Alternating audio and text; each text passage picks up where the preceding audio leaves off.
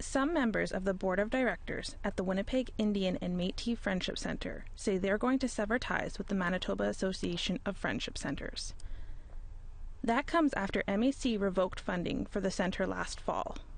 We have roughly 80,000 people here in Anishinaabe people here in Winnipeg from all over. And a lot of our members, even though we have other places that serve Anishinaabe people, and then what we believe we can do better on our own.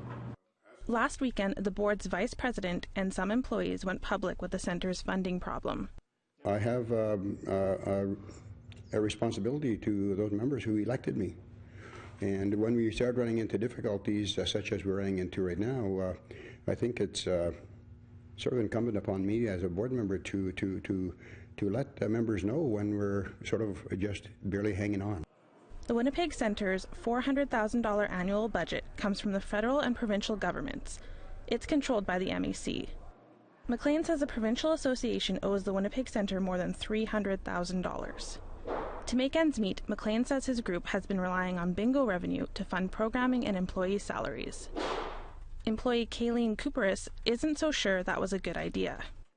Since December, it's just been fizzling, and it's sad and angry at the same time to work here knowing that this center might be shut down because of all the funding and conflict that has been happening with our board.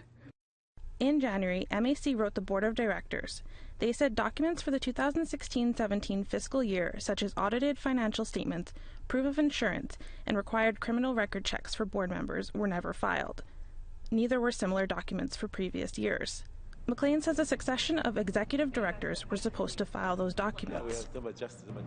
If you're my executive director, you tell me your reports are in, I believe you, because there's no reason for me not to believe you. Then there's complaints from staff. So the accusations that are made, I'm not quite sure where they came from. McLean says the board has addressed all the issues, so there is no reason for the MAC to hold back funding. We're very proud of the Friendship Centre, and Winnipeg should be, and our Aboriginal people should be proud of the Winnipeg Friendship Centre, and it will continue. A spokesperson for the MAC says they're not commenting right now. In the meantime, McLean says the board is looking into several different funding options.